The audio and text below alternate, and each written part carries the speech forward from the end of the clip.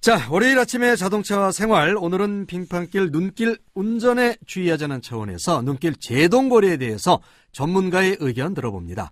TVN 한국교통방송 교통전문위원이시죠. 김경배 위원 전화 연결합니다. 안녕하세요. 네, 안녕하십니까. 네, 반갑습니다. 네, 반갑습니다. 자, 자동차의 제동거리 다들 중요한 거 알고 있습니다. 고속도로도 뭐 앞차의 거리를 100m 유지하라고 안내하고 있는데, 근데 그런데도 불구하고 사고가 자주 발생하는 이유 뭔지 이거부터 한번 짚어볼까요?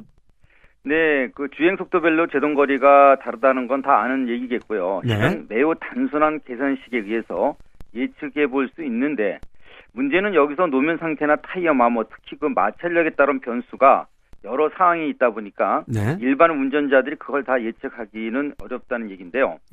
계산을 하다가는 오히려 사고를 유발할 수도 있는 만큼 통상적인 안전 제동거리는 주행 속도에 대비한다, 이 정도가 좋겠고요. 그래서 앞차와의 간격을 유지하는 게 좋다고 생각이 됩니다. 그리고 노면과 타이어가 모두 정상이라면요. 노면의 마찰 개수와 차의 무게, 그리고 주행 속도 정도면은 예측되는 제동거리를 알아볼 수 있다고 생각이 됩니다. 아니, 근데 그거를 일반 운전자들은 쉽게 알아볼 수가 있나요?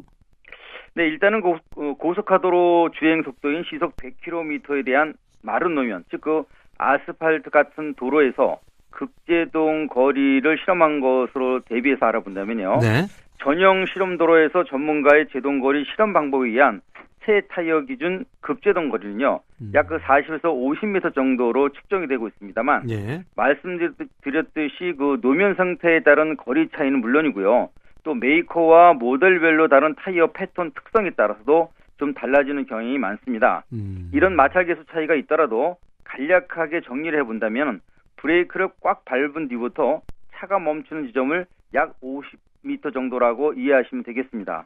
급제동을 했는데도 50m를 밀려간다. 이거 좀 생각보다 긴 거리가 되겠는데요. 그런데 이 50m라는 거리도요, 전문가들이 작정을 하고 브레이크를 인내 신고 밟았을 경우에 하나입니다. 실험에 임하게 되는 전문가는요, 브레이크를 밟는 시점을 미리 예측을 하고 또 마음의 준비와 동력, 그러니까 기어를 중립 상태에서 놓고 힘껏 밟았기 때문이거든요.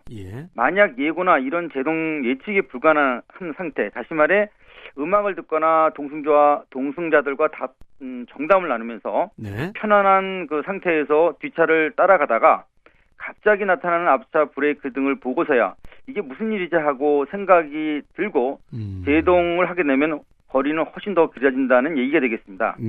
도로에서는 앞차가 속도를 줄이고 높이는 것이 자연스러운 현상이니까 브레이크 페달에 발은 올려놓더라도 꽉 밟는 정도가 아닌 것이 대부분이거든요. 하지만 앞차와의 거리가 계속 줄게 되면 그때서야 놀라서 급제동을 하는 경우가 적지 않습니다. 따라서 실제 제동 거리는 60m가 넘는다고 보시고 앞차와의 간격도 60m 이상을 유지하는 게 좋겠습니다. 알겠습니다. 시속 100km 주행 시 안전거리는 60m가 넘는다라고 미리 생각을 하면 될 것 같고요. 그 다음 고려할 사항들은 또 어떤 게 있을까요? 좀 전에 말씀드렸듯이 노면 상태는 제동거리를 길게 하는 또 다른 변수가 됩니다. 타이어가 새 것이라고 해도 비가 와서 노면이 젖은 상태에서는 제동거리는 상대적으로 20% 정도가 길어지기 때문인데요. 타이어가 좋은 상태면 15% 정도가 늘어나지만 다양한 도로의 변수 등을 고려해서 20%로 보고 운전하는 것이 안전하다는 얘기가 되겠습니다. 결국 그 젖은 노면 제동거리는 72m 정도라고 이해하시면 되겠고요. 그런데 겨울철, 특히 그 요즘처럼 눈이 올 때는 상황은 아주 급격하게 달라집니다. 한마디로 예측 불허이고 게다가 갑자기 숨어있는 블랙 아이스라도 만나게 되면 정말 큰일 나는 일이 많습니다. 그러니까 감속 운전이 최고겠고요. 또 그 눈길에서의 제동거리도 3배가 길어지지만 만약 그 결빙된 도로 얼음이라면은 제동거리는 무려 9개로 늘어나기 때문에 운전자는 속수무책에 더해서 공황에 빠져드는 상황이 적게 됩니다. 이런 실험 제동거리를 정리한다면요, 젖은 노면에서는 마른 노면보다 1.2배가 길어지고 또 눈길에서는 3배, 그리고 빙판길에서는 9배가 늘어난다. 이렇게 보시고 대비 운전하시면 좋겠습니다.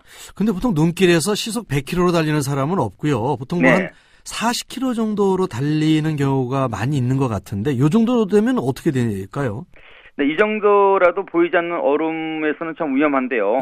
눈이 쌓이게 되면 속도를 줄이게 되지만은 또 햇빛이 잘 안 드는 상기스긴 코너, 그리고 예. 긴 교량이나 터널 입구, 출구 모두 그 위험 구간이 될 수밖에 없습니다. 그것은 이제 블랙 아이스라는 문제 때문인데요. 네네. 그래서 시속 40km 이하 주행을 권하고 싶습니다만은 윈터 타이어의 눈길 제동 거리가 15m 정도이고요. 사계절용 그 타이어는 17에서 18m 정도를 지나서야 정차할 수 있는 상황이 됩니다. 네. 그리고 사계절 타이어는 눈길 제동에서 겨울 전용 타이어보다 17% 정도가 더 길어진다. 이 점도 명심해야겠고요. 예. 더 중요한 건 마모가 심한 사계절용 제동 거리로서요. 약 30m나 되기 때문에 2배 정도 길어진다는 점. 이 점도 유념할 필요가 있겠습니다. 예. 그리고 이런 제동 거리는 주행 속도 제곱에 비례한다는 사실은 더 중요한 사안이 되겠는데요. 주행 속도가 2배가 빨라지면 제동 거리도 2 곱하기 2로 4, 그러니까 4배가 길어지게 됩니다. 예. 그래서 눈길을 시속 80km로 주행하다 급제동을 하게 되면 예. 윈터 타이어 제동 거리는 60m가 된다는 얘기가 되겠고요. 예. 또 자세하게 설명을 한다면 시속 100km와 80km로 달리다 서는 그 제동 거리는 30% 이상 차이가 난다는 얘기입니다. 예. 이런 계산은 만약 눈길을 120km 속도로 주행하다가 급제동했을 경우 예. 그 제동 거리는 60km 주행 속도 대비 무려 44% 정도가 늘게 되는 상황이니까 예. 또 줄이는 게 현명한 대처의 방법입니다. 예. 뭐 빙판길의 경우는 뭐 더더욱 말할 것도 없겠고요. 시간상으로 보면 특별히 눈이 온 것도 아닌데 네. 새벽에 미끄러짐 사고가 많습니다. 그 이유는 뭘까요? 네, 요즘은 그 서리가 밤사이 많이 피어나서 아침까지 얼어붙는 경우가 많습니다. 예. 물론 두께는 아주 얇지만 노면 마찰계수 저하 요인은 눈길 이상으로 미끄럽기 때문에 제동 거리도 2배 이상 길어지게 되는 원인이 되는데요. 이런 데이터의 수치는 새 타이어를 기준한 만큼요. 마모도가 심하지 않더라도 영하권에서는 생산된 시점이 오래될수록 제동 거리도 현격하게 길어지는 차이를 나타나게 됩니다. 네. 이는 고무 특성이 7도 미만부터 경화가 되기 시작하는 데 있고요. 하드해지는 이런 현상은 트레이드 마찰에 영향을 주게 되고 제동 거리로 이어져서 결국 더 늘게 되는 원인이 되는 건데요. 또 하나 그 히터 가동에 먼지까지 심한 겨울철 관심 가져야 할 사항이 있는데요. 미세먼지 차단과 온도 유지를 위해서 거의가 그 내부 모드로 선택을 하고 운전을 많이 하시는데 예. 이는 그 실내의 CO2의 함량 즉 이산화탄소 수치를 높이는 원인이 됩니다. 탄소 농도가 희박하게 되면 상대적으로 집중력 저하는 물론이고요. 또 판단력과 반응도 늦어지고 그래서 사고 대비 능력 저하에 따른 위험성이 증가한다는 점. 이 점 유념하시고 감속 운전하시기 바라겠습니다. 예, 알겠습니다. 오늘 말씀 고맙습니다. 네, 감사합니다. 네, 지금까지 자동차 생활 김경배 TVN 한국교통방송 교통전문위원과 함께했습니다.